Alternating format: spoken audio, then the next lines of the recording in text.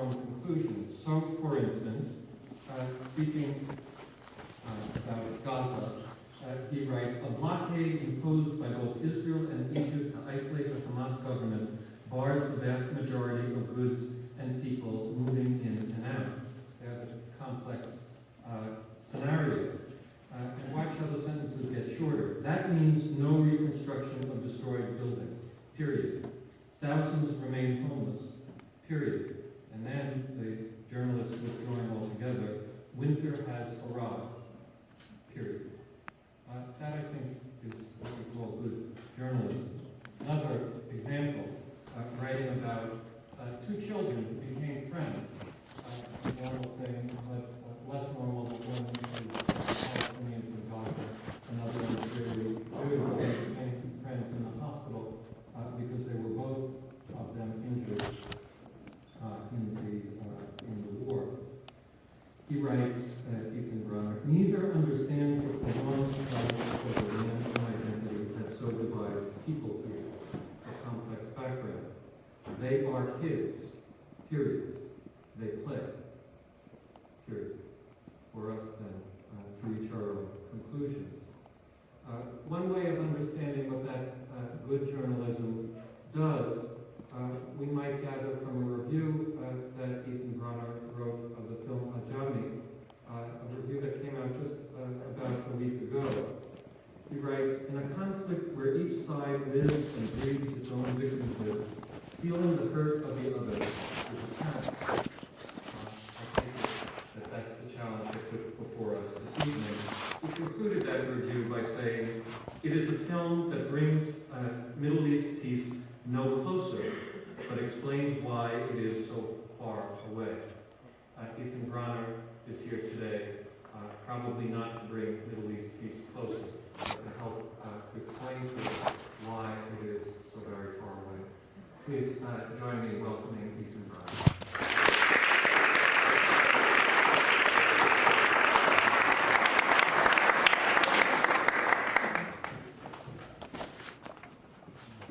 Thank you, Andrew. That was a very kind introduction.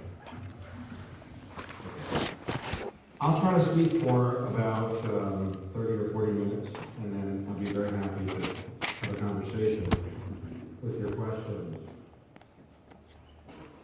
Before I left Israel, I told an Israeli friend of mine, who is a writer, that I was going to come give some talks in the United States as part of my return home.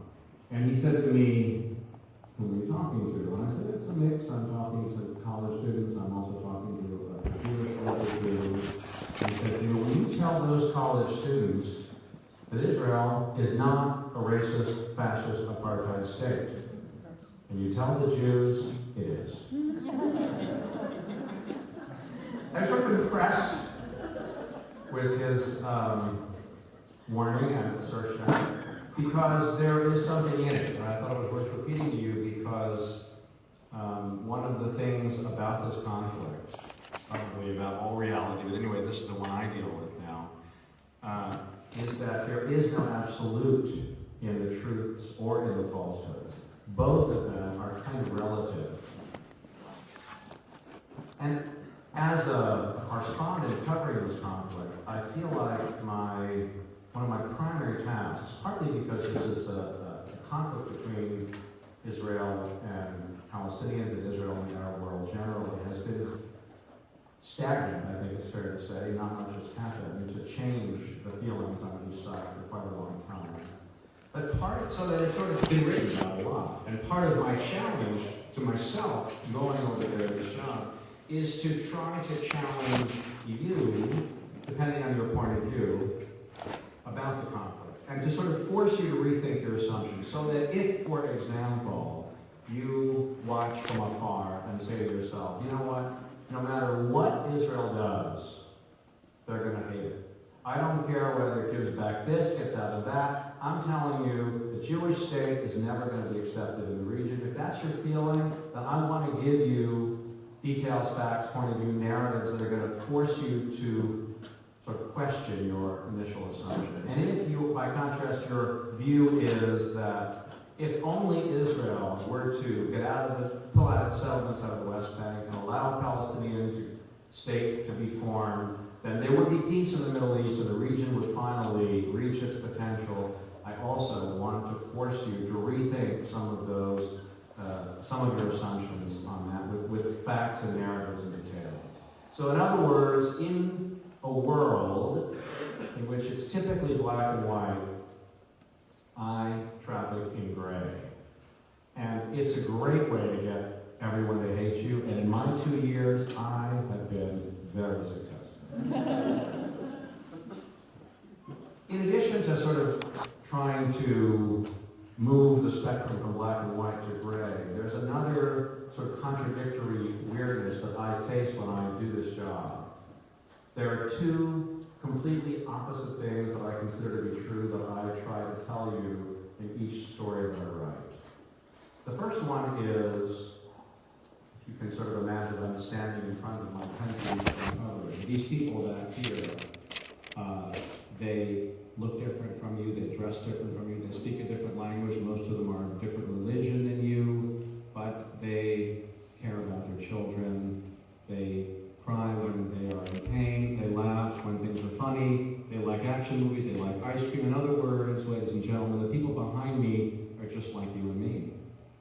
But the second thing I want to tell you, and kind of at the same time, is that if you think that by knowing that the people here actually love their children and feel pain and pleasure the way you and I do, and like action movies and like ice cream, if you think that by knowing those things you understand them, you're wrong. These people are completely different from you and me. They have different assumptions, different ideologies, different cultures, and different things that make them go each day from the way you and I feel. So I toggle between these two thoughts every time I write a story. In the United States, certainly those who feel strongly about Israel have a strong assumption, which is that the media, the press, mistreat Israel. There's a lot of people who care about the Palestinians think the press mistreats the Palestinians too. But in this country, there tends to be a stronger sense that Israel gets a raw deal in the media. And one of the things that I think it's important for you to understand is that it's not just Israel. Actually, everybody gets a raw deal in the media. The media is about raw deals. What we do is we deal with conflict and problems. We don't actually write good news. So if you were to go to the New York Times website and click on the World section and look at Russia, China, France, South Africa, you would very, very rarely see a positive story, a story that reflects well on the place. So it's not that we are out to get either Israel or the Palestinians. That's what journalism is. In fact, it's not just foreign coverage. If you look at what's written about the United States, if you look at what's written about New York City, we don't write stories that say 1 million people went to work today, went home and had dinner with their family. We write a story that says a guy went to work today, got shot in the head, and here's why. Here's the story about it. So it's not about normality. It's not about balance. It's about conflict and dispute. And that's what happens when we write about this place as well.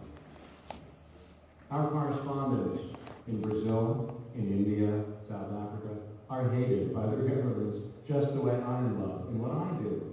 Our guy in Brazil, not now, but a few years ago, the president tried to have him thrown out of the country because of something he'd written. The things that we write are reproduced, and they're viewed through this lens, and people say, why are they talking about this? Why is the New York Times anti-Brazil? And it's a fascinating phenomenon. Now, of course, the truth is that if you were to read what foreign correspondents write about the United States, you also find that they're a little bit negative. But you know what? You don't care. Because you're from and live in a very powerful country where it's not that big a problem for you. But smaller places like Israel, do care, and that's when it gets complicated. Ben-Gurion, the founding prime minister of Israel, said that Israel's